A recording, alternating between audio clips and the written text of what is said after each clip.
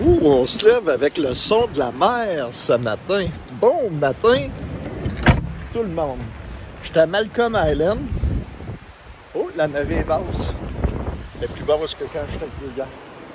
Et comme vous voyez, toujours dans le même camping que je trouve extraordinaire. Il mouille à matin. Il a venté cette nuit, mais je vais vous dire, se réveiller d'un endroit de même, c'est le bonheur. Ce matin, il mouille.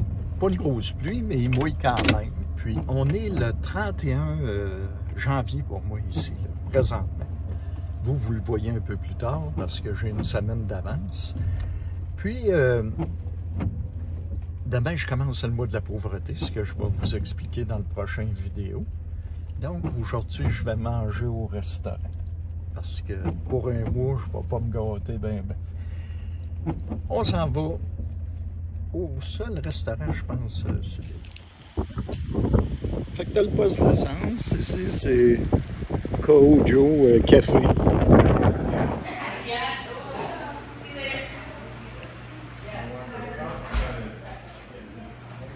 C'est une place que les gens locaux viennent. C'est d'ailleurs le seul restaurant de l'île. Super déjeuner. L'endroit est quand même intéressant. Ah, j'aime vraiment ça ici. C'est tout petit, c'est intéressant. La cuisine elle-même. Ouais.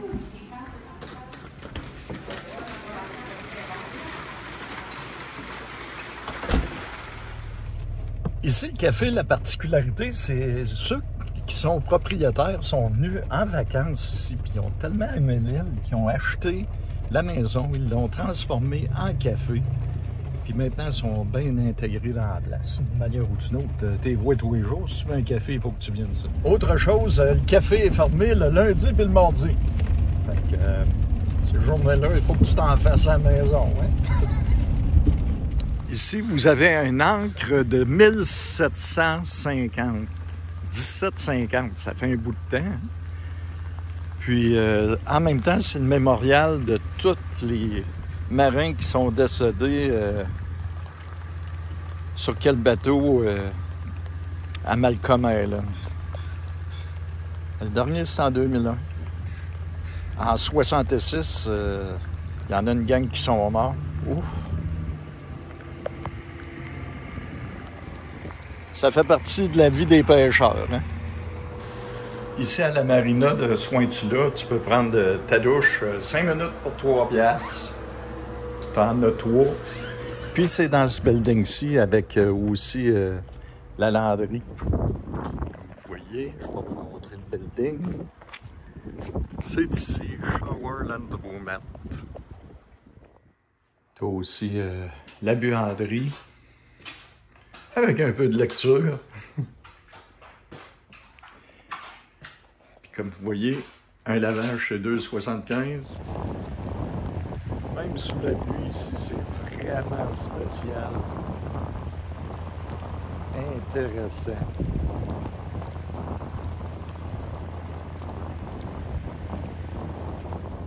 J'ai fait toute une route d'un log road pour aller voir un phare, puis j'arrive. Coast Guard only. Pas d'accès au public. Dommage. Ici, ça reste pareil que c'est un parking, puis ils disent qu'il y a une trail. Ça serait probablement la trail pour aller au lighthouse. Là, moi, je n'irai pas dans la trail. Mais ça fait quand même un endroit pour arrêter se parquer le soir. C'est un endroit de plus, ça, sur l'île, que tu peux te parquer une soirée. Directement où est-ce qu'on prend le ferry, tu as l'épicerie locale, la seule. C'est tout petit en réalité ici, comme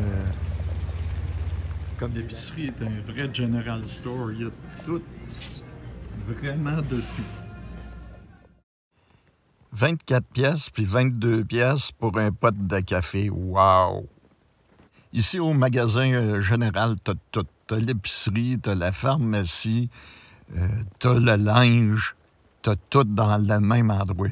Même le minuscule liquor store est juste ici. Mais c'est très dispendieux. une autre chose à faire, c'est son épicerie avant de rentrer sur l'île. Vous faites une bonne commande parce que c'est pas donné à l'épicerie. C'est vraiment pas donné. Assez cher, merci.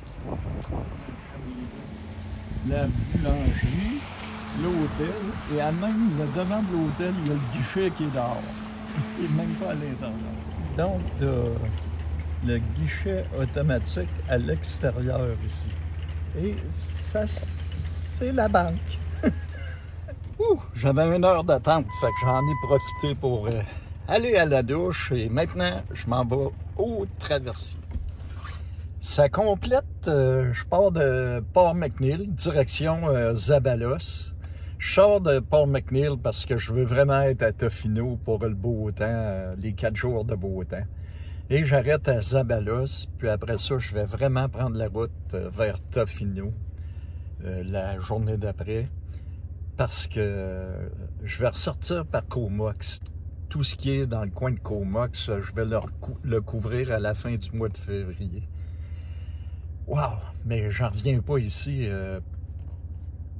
En dedans de 40 km, là, j'ai Port-McNeill, Port-Hardy, Cape Scott, avec la plage de Saint-Joseph-Bay.